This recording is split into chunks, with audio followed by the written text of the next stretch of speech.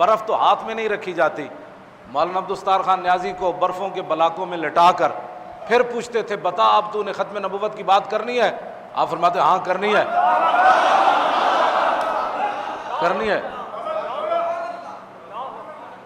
اور پھر مولانا بڑی استقامت کے ساتھ رہے اور پھانسی کے تختے پر جا پہنچے. اور پھر خود فرماتے تھے کہ جب میں جیل کے اندر پہنچا کال کوٹھڑی میں تو میرے دل میں خیال آیا کہ یہ تو مجھے لٹکا دیں گے. تو پھر فوراً ہی اللہ اور رسول کی مدد میرے شامل حال ہوئی اور بغیر سوچے سمجھے میری زبان پر یہ شعر جاری ہو گیا کہ کشتگان خنجر تسلیم را ہر زمان از غیب جانے دیگر است. فرمایا نیازی کیوں پریشان ہوتا ہے؟ جو رسول اللہ کی عزت پر پہرا دیتے ہوئے شہید ہوتے ہیں وہ مرتے نہیں ہیں، ہر زمانے انہیں نئی زندگی عطا ہوتی. تو دشمن کے مقابلے میں کھڑا ہونا یہ بہت مشکل کام ہے، بہت مشکل کام ہے. ہلاکو خان کی فوج نے ایک بزرگ کو گھیرے ہوئے تھا، بزرگ کو.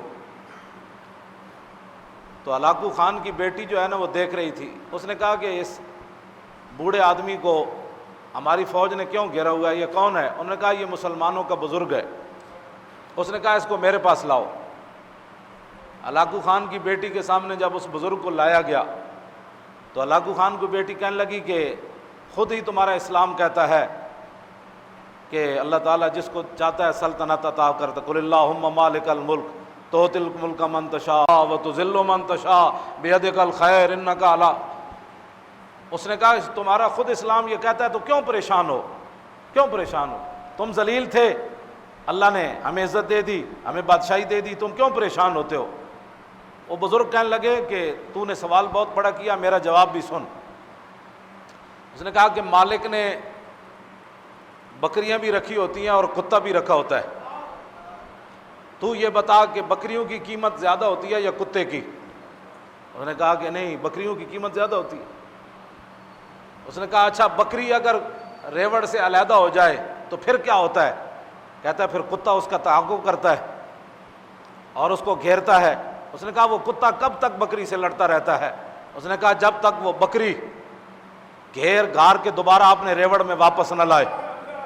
اس نے کہا کہ یہ حضور کی امت جنہوں نے کلمہ پڑھا ہے یہ ہیں حضور کی امت کے ریوڑ، بکریاں ہیں اور تم ہو کتے.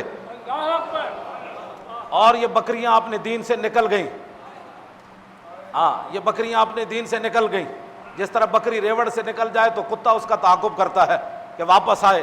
یہ حضور کی امت دین کو چھوڑ کر نکلی، تم کتے بن کر ان کا تعاقب کر رہے ہو.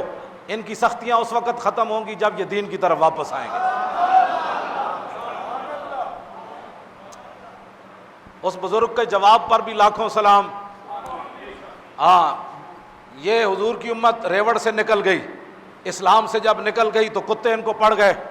کوئی چیچنیا میں پڑ گیا، کوئی بوسنیا میں پڑ گیا، کوئی عراق میں پڑ گیا، کوئی شام میں پڑ گیا، کوئی کشمیر میں پڑ گیا. ہاں جی یہ کتے پڑ گئے سارے. تو یہ بکریوں کی جان کب چھوٹے گی؟ جب یہ اپنے ریوڑ کی طرف اسلام کی طرف واپس آئیں گے اور رسول اللہ کے دین کو سینے سے لگائیں گے. پھر کتا ان کو نہیں کاٹے گا، پھر کتا ان کو نہیں لڑے گا. تو کتے سے بچنے کا ایک ہی طریقہ ہے کہ یہ حضور کے دین کی طرف واپس آئیں. جب تک یہ واپس نہیں آئیں گے کتے ان کو کاٹتے رہیں گے. واپس آنے کا ایک ہی طریقہ ہے، انہیں جانا